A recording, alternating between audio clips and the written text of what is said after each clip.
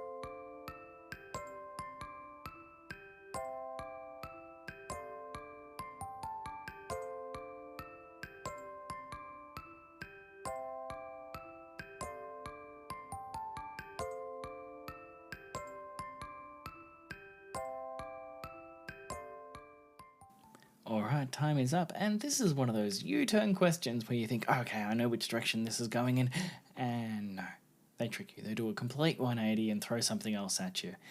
And I think you'll see this as well when they want to try and assess as many different domains as possible. So here we're looking at some of those medical legal issues, and in particular in this case here, you want to be covering bases. You want to be making sure that you're protected as well as providing that patient with the opportunity to have their concerns addressed. So one of the first things you can put down for here that is definitely going to get you marks is to contact your medical indemnity provider. For extra thoroughness, you could mention in there for advice. You also want to acknowledge the patient concerns. One of the things that comes back from review after review about patient feedback is that often patients just want to have their concerns acknowledged, and so really important to have that in here as well. Now, you would be referring to the practice feedback policy. Hopefully your practice has one of these. It is a part of accreditation to have these in place, and is something that you probably should be familiar with yourself no matter what happens, because you're always going to have situations where patients do need to submit feedback to you.